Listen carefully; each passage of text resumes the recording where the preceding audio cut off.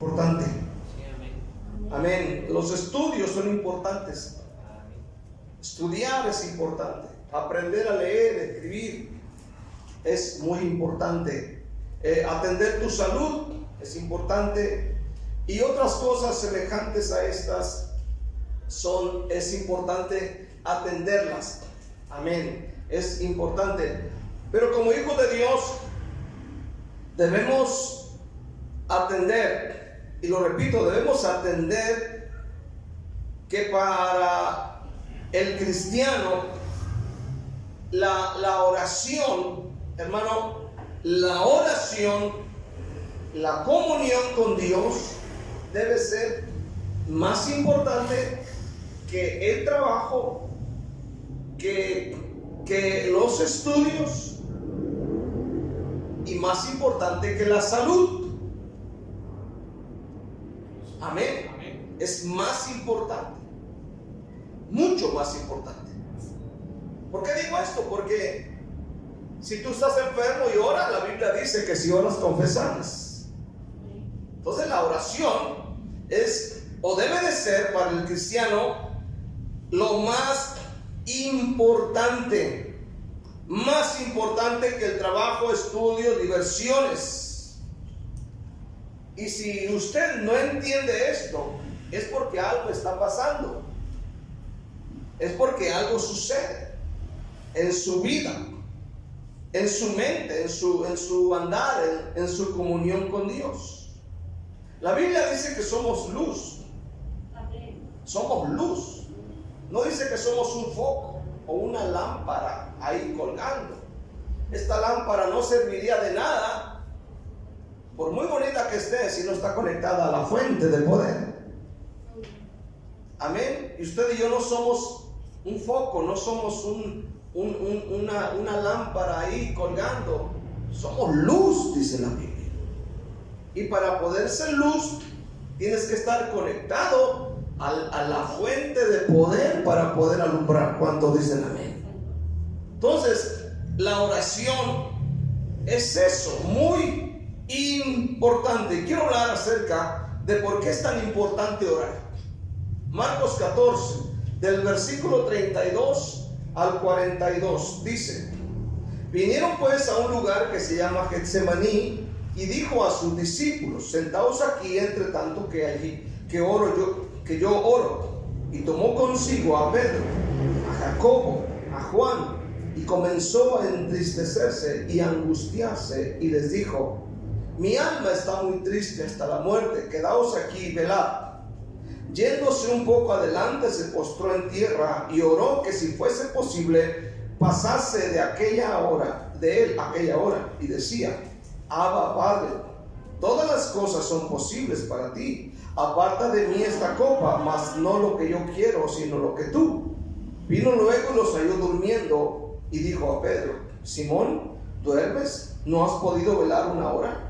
Velad y orad para que no entréis en tentación. El espíritu a la verdad está dispuesto, pero la carne es débil. Otra vez fue y oró diciendo las mismas palabras.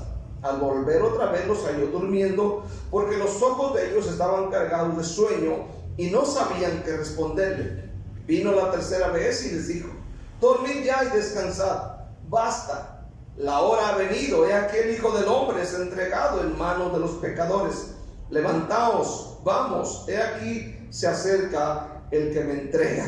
Vamos orando. Padre, te damos gracias en el nombre de Jesús. Yo te pido, mi Señor, que en este momento derrames de tu gracia, de tu bendición, de tu sanidad, de tu fortaleza para mi vida de una manera especial. Padre, yo te doy toda la gloria y te doy toda la alabanza y te doy toda adoración y te doy toda exaltación. Usa mi vida, yo me hago a un lado y tú creces, Señor. Aleluya. Sé tú hablando al corazón de tu iglesia y que tu iglesia sea bendecida en el nombre de Jesús. Amén y amén. Vamos a disfrutar de la palabra de Dios. ¿Por qué es tan importante orar?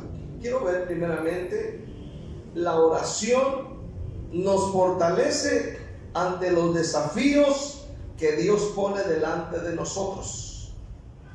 Ahora, Dios pone desafíos delante de nosotros. No solamente el diablo se encarga ahí de hacernos la de todos, pero entiéndalo, el Dios del cielo también pone desafíos delante de nosotros. En el versículo 32, comenzando, vinieron pues a un lugar que se llama Getsemaní, y dijo a sus discípulos: sentaos aquí, entre tanto que yo oro. Quiero que preste atención. Orar. Orar, cuando oramos, no oramos para presumir, no oramos para decir qué tan espirituales somos. No oramos para convencer y hacerle manita de cuerpo al Señor ahí, tú sabes, y para que Él ceda algunos milagros o se mueva a favor de nosotros. Aleluya. Hermano, la oración es hablar con Dios. Pero esto de la oración va mucho más allá de simplemente hablar con Dios. Pues la oración es el instrumento que Dios usará para establecer su diseño y su reino en la tierra. Es la oración. Usted, por ejemplo, se salvó porque alguien estuvo orando por usted. Yo me salvé porque alguien oró por mí. Amén. No estamos aquí porque hubo una casualidad. No. Dios se movió en su vida porque alguien estuvo intercediendo ante el Padre Celestial para que usted conociera al Señor Jesucristo. Alguien fue usado. No sé, fue un amigo, fue el tío, fue el primo, fue un hermano carnal, fue un pastor, etcétera, pero alguien estuvo orando. ¿Cuántos dicen amén este día? Y por eso estamos aquí. El Señor Jesús, dice la Biblia, va con sus discípulos al huerto de Getsemaní, al lugar de prensa donde salía el aceite. Él va a orar. Y esta es la última noche de Jesús con los suyos. Amén. El Señor les ha dicho que va a morir. El Señor sabe que va a morir. Amén. Que sabe que es la última noche, los últimos momentos. Amén. Y cualquiera podría pensar, bueno, pues si sabe que va a morir, ¿por qué no lo llevó de paseo? ¿Por qué no se fueron de picnic o se fueron a hacer por ahí, matar un becerro y comerse un churrasco, una carne asada, a hacer algo ahí, una fiesta? Porque pues ya son los últimos momentos. Pero nótelo bien, Jesús llevó a sus discípulos al Getsemaní a orar. ¿Qué hubiera hecho usted si usted dijera: ¿a qué te vas a morir en la noche? Ya a las 2 de la noche te mueres, a la 1 de la mañana te mueres, que ya no hay esperanza, a esa hora vas a morir. Reúne a sus amigos y lo más probable es que los lleve a Pollo Campero. ¿Cuántos dicen amén? O lo lleve a las pizzas y coma pizzas. Amén. O lo lleve al restaurante italiano y coma de esa comida. ¿Cómo se llama esa comida que comimos el otro día? Lasaña. Está muy buena. Aleluya. Pero el Señor los lleva a orar. Amén. Óigalo bien esta noche. Notemos lo importante que era la oración para Jesús. Notemos que importante es porque lo lleva a orar antes de partir. Esa era la voluntad de Dios. Pero el dolor que sufriría y el hecho de cargar con el pecado del mundo, Él va a orar para fortalecerse en la presencia de su Padre Celestial. Amén. Amén. Óigalo bien, esta es una enseñanza. A veces pasamos problemas y lo que menos queremos hacer es orar. Y aquí el Señor, aleluya, faltan unas horas y Él va ante el Padre a orar ante los desafíos que el Señor pone en nuestros caminos. Algunos son difíciles, algunos no tan difíciles. Es ahí donde debemos fortalecernos en oración con Dios. Escúchelo bien. En Primera de Samuel, en el capítulo 30, usted sabe lo que pasó en esa ocasión en la vida de David y sus soldados. Vinieron el ejército de Amalek, aleluya, invadió, dice la Biblia en el capítulo 30, versículo 1, cuando David y sus hombres vinieron a Siclag al tercer día, los de Amalek habían invadido el Negev y a Siclag, y habían asolado a Siclag y le habían prendido fuego. Y se habían llevado cautivas a las mujeres y a todos los que estaban allí, desde el menor hasta el mayor, pero a nadie le habían dado muerte, sino se los habían llevado al seguir su camino. Oiga bien lo que hacen los amalecitas. Entraron a las ciudades donde están las familias de David, de los guerreros de David, y le prendieron fuego y se llevan a todos cautivos y los agarran y se los llevan. Dice la Biblia que a ninguno habían dado muerte. Óigalo bien. En el capítulo 30, versículo 3, dice: vino pues David con los suyos a la ciudad. He aquí que estaba quemada y sus mujeres y sus hijos e hijas habían sido llevados cautivos. Entonces David y la gente que con él estaban alzaron su voz y lloraron hasta que les faltaron las fuerzas para llorar. Es decir, lloraron con muchas ganas, porque se han llevado a toda su gente, incluyendo las esposas, incluyendo a las dos esposas de David, las familias de ellos, se los llevan. Y dice que ellos llegan a la casa y están destruidas las casas, están quemadas las casas, y lo primero que hacen es llorar. Amén. Es llorar hasta que les faltaron las fuerzas.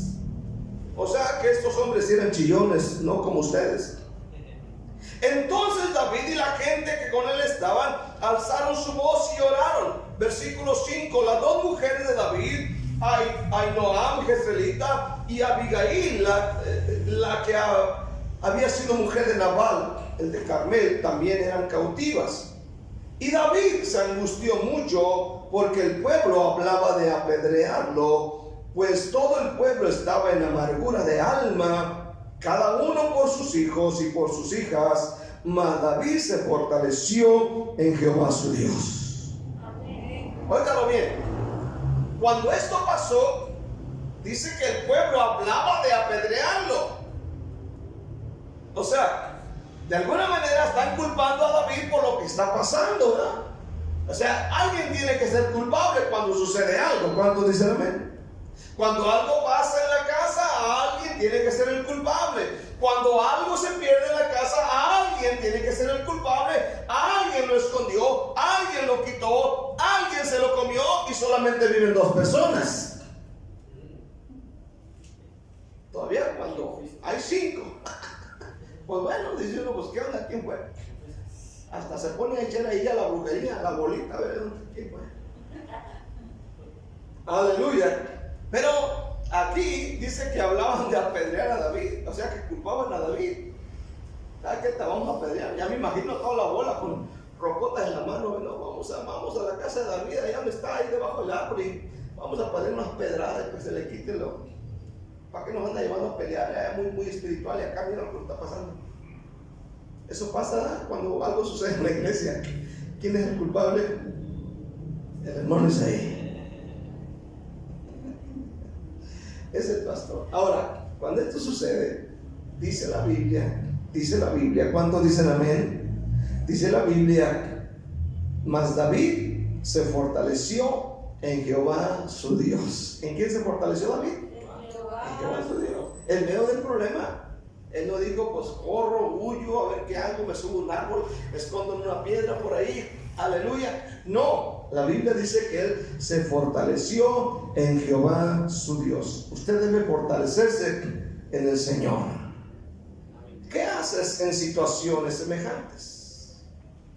¿Qué haces en situaciones semejantes? En el capítulo 14 del texto de Marcos, en el versículo 33 y 34 dice: y tomó consigo a Pedro y a Jacobo y a Juan, y comenzó a entristecerse y a angustiarse, y les dijo: mi alma está muy triste hasta la muerte, quedaos aquí y velad. Aleluya. El Señor, entiéndalo bien, el Señor abre su corazón y les dice cómo se encuentra. ¿Sí me entiendes, Teddy? ¿Cómo está? Estoy muy angustiado y triste hasta la muerte. Él no dijo todo está bien, como a veces decimos nosotros también. Andamos arrastrando la cobija y arrastramos no solamente la cobija, el colchón, ¿cuántos dicen amén? Arrastramos todo lo que se nos venga y nos preguntan ¿cómo están? Hasta le ponemos 2 ahí en el WhatsApp, cuando no es así. La Biblia dice que el Señor abre su corazón y les revela su condición. Él les dijo cómo se sentía. Y sabe una cosa, y pidió apoyo en oración. Él les dijo: quedaos aquí y velad. Amén. Él no dijo: no, yo solo puedo, yo soy bien macho, soy acá bien, acá yo puedo, no ocupo ayuda de nadie. Amén. Abrió su corazón y dijo: estoy en necesidad, necesito un milagro, necesito que Dios me ayude. Y pidió apoyo, oren por mí, pidió oración. Yo a veces me quedo impresionado, amén, de que yo me quedo impresionado porque de repente me entero de personas que se enferman y ya casi se andan petateando, pero ni así hacen una llamada. Y de repente aparecen ahí casi muriéndose y pues, ¿qué hacemos? ¿Cuánto dicen amén? Hermano, saber que iba a vivir, escuche bien, un profundo padecimiento antes de morir, tristeza y angustia, él pidió oración, él pidió que oraran por él. Ante la angustia y la tristeza, la oración, mi hermano, nos da la victoria. La oración nos da la victoria. Segundamente, quiero mirar, la oración es donde aprendemos a rendir nuestra voluntad a la voluntad de Dios. Repito, es en oración donde aprendemos a rendir nuestra voluntad a la voluntad de Dios. Capítulo 13, amén, capítulo, 14, no, 13, ¿verdad? Dijimos 13:35 del texto que estamos leyendo de Marcos. Es 14, ¿verdad? 14:35. Aleluya. Al 36, yéndose un poco adelante, se postró en tierra y oró que si fuese posible pasase de él aquella hora, y decía: Abba, Padre, todas las cosas son posibles para ti.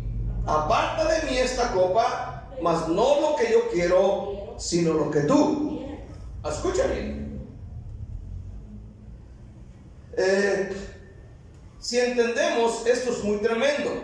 Esto es algo demasiado poderoso, porque muchas veces, aunque decimos que somos cristianos, al final muchas veces terminamos haciendo nuestra propia voluntad y la voluntad de Dios la botamos a un lado.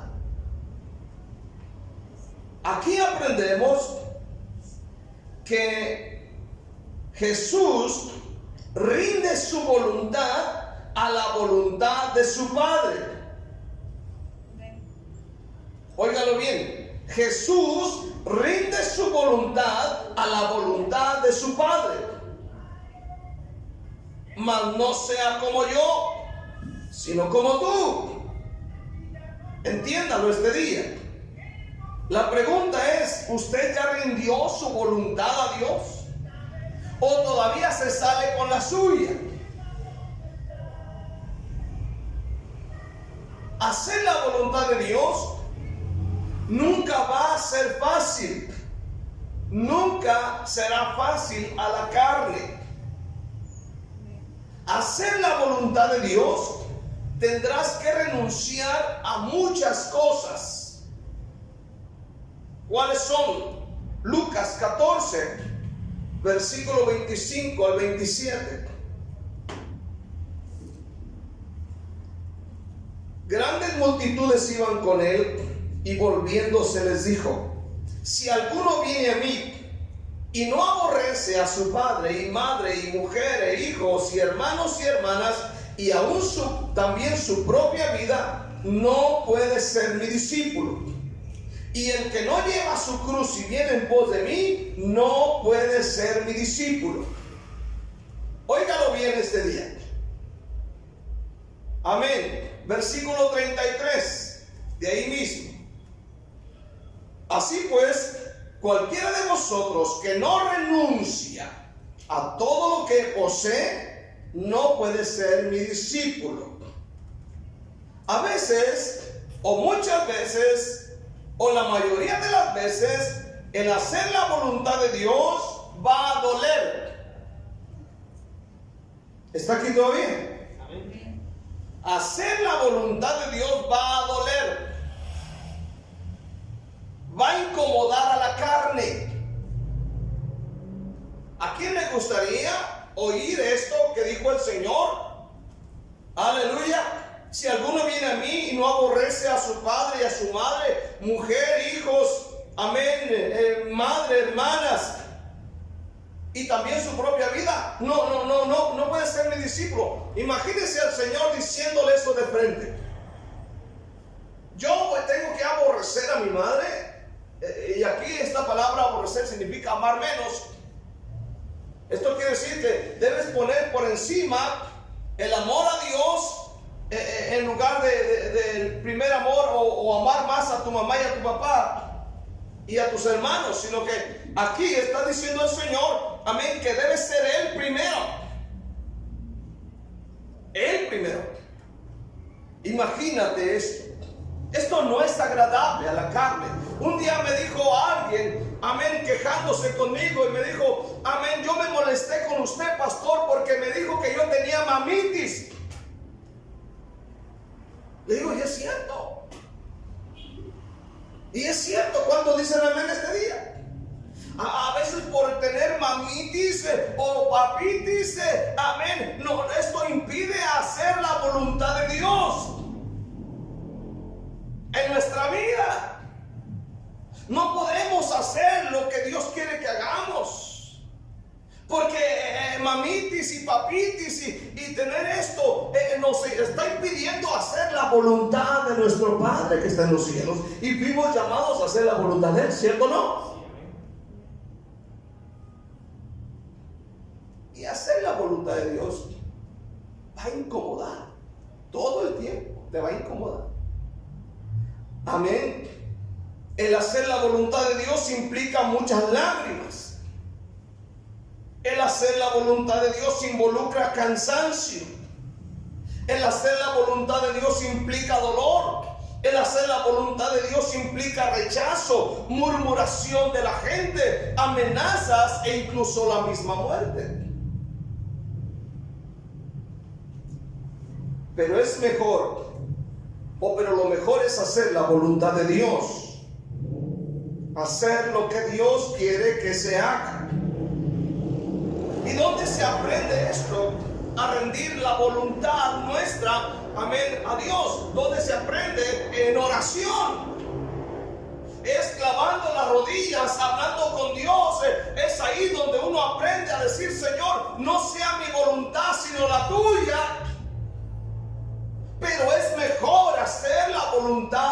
de Dios. Ahora, solo imagina si Jesús no hace la voluntad de su Padre. ¿Qué hubiera pasado si Jesús termina diciendo, ¿sabes qué? Yo voy a hacer mi voluntad, la tuya, Padre, queda a un lado, yo no quiero hacerla? La voluntad de Dios, ¿cuál era? Que Cristo muriera en la cruz.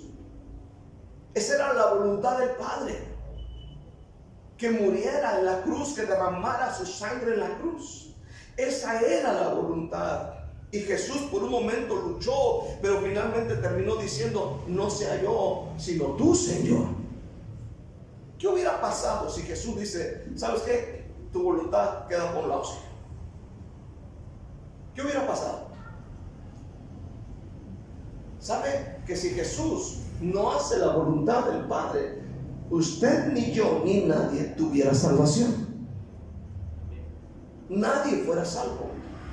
Pero gracias a Jesús, gracias al Señor Jesucristo, y debemos estar agradecidos porque Cristo murió en la cruz del Calvario. ¿Cuántos dicen amén? Debemos estar agradecidos, muy agradecidos, súper mega agradecidos por lo que Él hizo en la cruz. Ese momento fue crucial para la humanidad, pero muchos no consideramos esto. A veces pensamos que venir a la iglesia es hacerle un favor a Dios, cuando Él fue el que nos hace el favor de salvarnos, perdonarnos y aguantarnos todas nuestras cosas. ¿Cuánto dicen amén? Él, por su gracia. Amén. Si Jesús no hubiese hecho la voluntad del Padre, usted ni yo tendríamos jamás ninguna esperanza de vida, mucho menos de vida eterna. Todos seríamos condenados al infierno. Todos, sin excepción. Todos. Todo el mundo iría para el infierno, pero gracias a Cristo. ¿Cuánto dan gracias a Cristo? Amén. Que decidió hacer la voluntad de su Padre al morir en la cruz. Hermano, cuando tú decides hacer la voluntad de Dios, la voluntad de Dios duele, la voluntad de Dios cala, la voluntad de Dios trae mucho dolor, pero cuando decides hacer la voluntad de Dios, las almas se empiezan a salvar. Gente se empieza a salvar. Hagamos la voluntad de Dios, aunque a veces sea difícil, pero Dios nos dará fuerzas. La Biblia dice, y hay muchos versículos que mencionan acerca de la voluntad de Dios. Juan capítulo 4, versículo 34, ve lo que dijo Jesús. Mi comida es que haga la voluntad del que me envió y acabe su obra. Mi comida es que haga la voluntad del que me envió y acabe su obra. Capítulo 5, versículo 30, de ahí mismo. No puedo yo hacer nada por mí mismo. Según oigo, así juzgo, y mi juicio es justo, porque no busco mi voluntad, dice el Señor, sino la voluntad del que me envió, la del Padre. Capítulo 6, versículo 38. Porque he descendido del cielo, dice el Señor. Jesús descendió del cielo, no para hacer mi voluntad, sino la voluntad del que me envió. Versículo 39. Y esta es la voluntad del Padre, el que me envió, que todo lo que me diere no pierda yo nada, sino que lo resucite en el día postrero. Él vino a hacer claramente la voluntad del Padre. Hermano, ¿dónde es donde se aprende a hacer la voluntad de Dios? En oración, clavando tus rodillas. Si no eres hombre o mujer de oración, nunca aprenderás a hacer la voluntad de Dios. Si no eres de oración, siempre te saldrás con la tuya, y eso es realmente malo para tu vida cristiana. Amén. Debes poner la voluntad de Dios por encima de tu voluntad si quieres agradar a Dios. Y fuimos llamados para agradar a Dios y hacer su voluntad. No solamente decir que se haga su voluntad, como luego decimos, que se haga la voluntad de Dios, pero nunca decimos yo lo voy a hacer. Así es, amén. Tenemos que hacer la voluntad de Dios. ¿Cuál es la voluntad de Dios? Que yo ame a mi enemigo, que yo venga a la iglesia, que yo predique el evangelio, que sea generoso, que sea amable, aleluya, que sirva a la gente, que haga algo por Dios, que evangelice, que me levante en oración, que haga algo de lo que Dios dice en su palabra que haga. ¿Está aquí todavía? Tercero, si sabes lo importante que es la oración, entonces, ¿por qué estás dormido? Fíjese bien. Los discípulos saben, porque ya el Señor les explicó muchas veces que iba a morir, que era la voluntad del Padre. Pero cuando los reta a venir con Él, aleluya, para que oren con Él, ¿saben qué es lo que están haciendo ellos? Leámoslo en Marcos capítulo 14, versículo 37. Marcos 14, versículo 37. Vino luego y los halló durmiendo. ¿Cómo los halló? ¿Cómo los halló? Durmiendo. Y dijo a Pedro: Simón, ¿duermes? ¿No has podido velar una hora? Velad y orad para que no entréis en tentación. El espíritu, la verdad, está dispuesto, pero la carne es débil. Otra vez fue y oró diciendo las mismas palabras. Al volver otra vez los halló durmiendo, porque los ojos de ellos estaban cargados de sueño y no sabían qué responderle. Vino la tercera vez y les dijo: ¿saben qué? Ya estuvo, descansen, basta, la hora ha venido. He aquí el Hijo del Hombre es entregado en manos de pecadores. Levantaos, vamos, he aquí se acerca el que me entrega. Aquí vamos a terminar. Es posible que la presión que sentían al saber que eran los últimos momentos al lado de su Señor, esto los obligaría a dormir. O cuando alguien, o es posible, que estuvieran muy tristes y deprimidos, y esto los empujara a dormir, porque leemos en la palabra de Dios en Primera de Reyes 19, versículo 4 y 5, que cuando Elías era perseguido o fue amenazado, más bien amenazado, fue por el desierto un día de camino y vino y se sentó debajo de un enebro y deseando morirse: basta ya, oh Jehová, quítame la vida. Y la Biblia dice que ahí se quedó dormido. Amén. Él venía con desilusión, él ha perdido la esperanza y viene deprimido y se acostó a dormir. En el libro de Jonás, capítulo 1, aleluya, dice la Biblia que cuando empezó aquella tempestad, libro de Jonás, amén, capítulo 1, se levanta aquella tempestad. Cuando Jonás va huyendo de Dios, la Biblia dice que Jonás pagó el boleto para irse lejos de Jehová a Tarsis. Y lo que hace Jonás en medio de la tormenta es que bajó a la bodega, se embodegó y ahí se quedó dormido. Jonás 1, versículo 5. Los marineros tuvieron miedo y cada uno clamaba a su Dios, y echaron al mar los enseres que había en la nave para descargarla de ellos. Pero Jonás había bajado al interior de la nave y se había echado a dormir. Se había echado a dormir. Y el patrón de la nave se le acercó y le dijo: ¿qué tienes, dormilón? Levántate y clama a Dios. Los pecadores tuvieron que despertarlo y decirle: ¿sabes qué? Ora por nosotros. Era Chapín, se me hace. Era mexicana, sí, no me acordaba. Aleluya.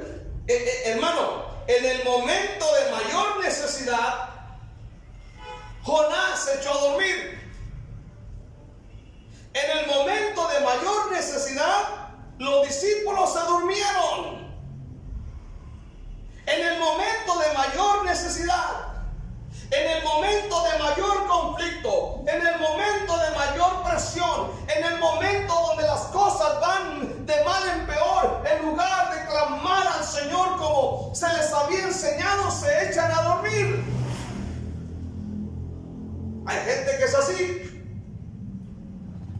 que en el peor momento, en lugar de clamar a Dios, se echan a dormir. Amén. Hermano, en el tiempo de mayor necesidad, Dios te necesita despierto, no dormido. Es tiempo de gran necesidad. ¿Cuántos pueden decir un fuerte amén? Hoy es tiempo de mayor necesidad. Hoy estamos viviendo, hermano, los tiempos más críticos de la humanidad, los tiempos más difíciles de la humanidad. Hermano, me sorprendí en la mañana. Voy pasando por una de las iglesias que están alrededor de aquí de nosotros, una iglesia grande, hermano. Me asomo hacia adentro. Amén, hermano, había como 10 personas y es una iglesia grandísima. Y yo dije, Dios mío, ¿dónde están todos los hermanos? ¿Sabe dónde están? En la playa. En la feria. En la feria, hermana, sí es cierto. Andan celebrando la Santa Asunción o a la Virgen del Cerrito, dejando allá los diezmos y los ofrendas. ¿Cuántos dicen en este día? ¡Estoy enojado! ¡Aleluya! Hermano, ¿cuándo saben que es un momento de necesidad? Hermano, vean los tiempos, abran los ojos. Vean cuánta violencia, vean cuánta maldad, vean cuánto asesinato, vean, hermano, cuánto engaño, vean cuántas traiciones, hermano. Nosotros como iglesia no escapamos a las traiciones en la iglesia, en los matrimonios.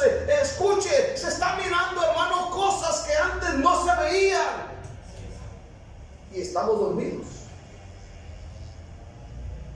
Igual que Jonás, nos bajamos a la bodega y nos encuevamos y gloria al Señor. Ay, que se le echan. Imagínense el barco, le hace así, usted sabe. No sé si alguna vez se subió a un barco y le empieza a hacer así, hermano. Aleluya.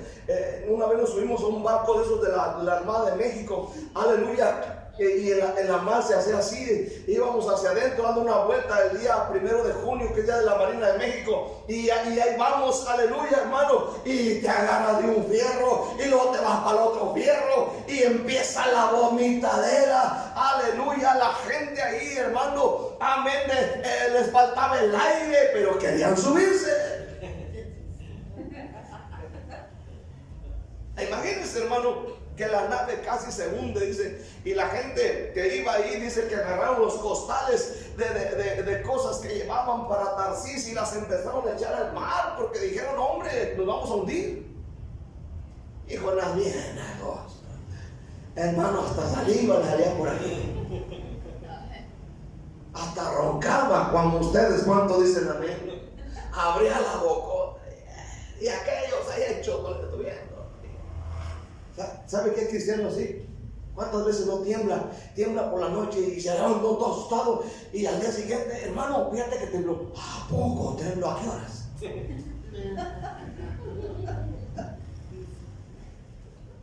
Pues tembló. ¿A qué horas? Di cuenta, me dijo. No, pues tiene un sueño pesado. Un dormido no siente. ¿Cuántos dicen amén? Un dormido no habla, no camina. Es decir, entre el muerto y el dormido no hay mucha diferencia. Lo único que el muerto pues no ronca, ¿no? Pero es igual. Por eso dice Efesios 5:14: despiértate tú que duermes, levántate de los muertos y te alumbrará Cristo. Entre un muerto y un dormido no hay diferencia. Ninguno de los dos puede hacer nada por nadie. Por eso Dios te quiere despierto, no dormido.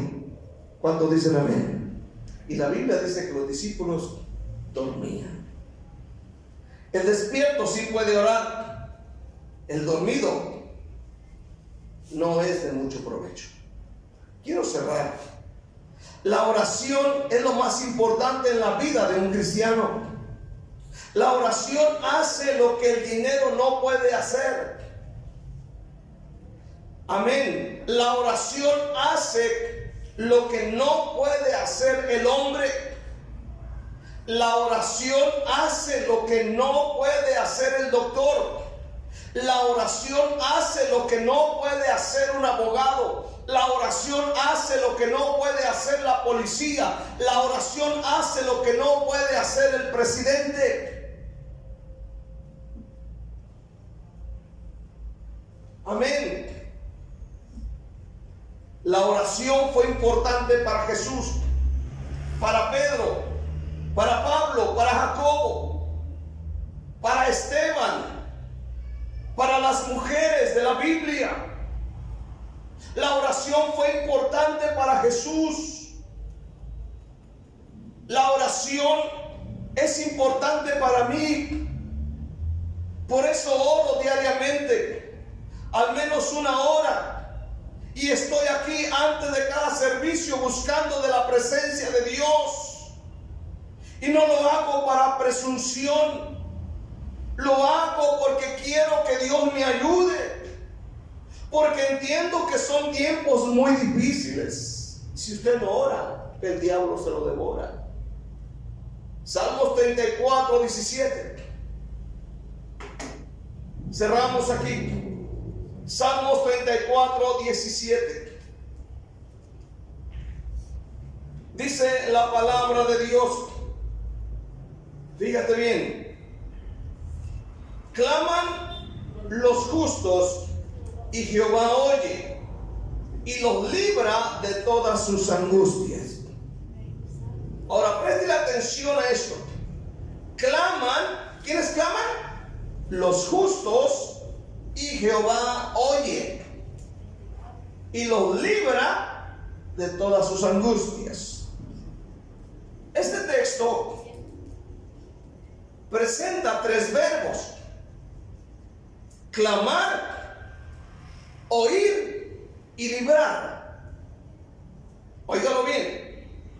El primero de ellos se refiere a la responsabilidad humana.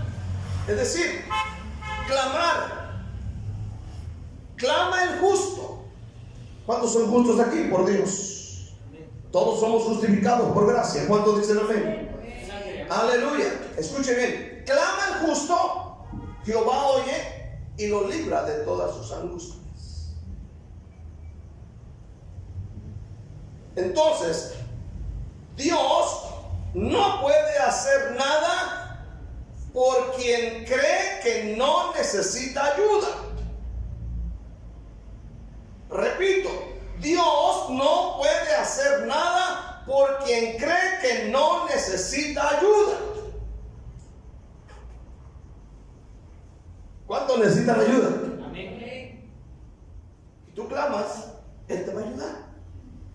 Dios no puede hacer nada por quien no ora y no clama. Amén. Así que si tú clamas en oración, Él te oirá y te responderá. Así dice su palabra. Y te va a librar de todas tus angustias. Pero dice, clama el justo, Jehová oye y lo libra de todas sus angustias. Entonces,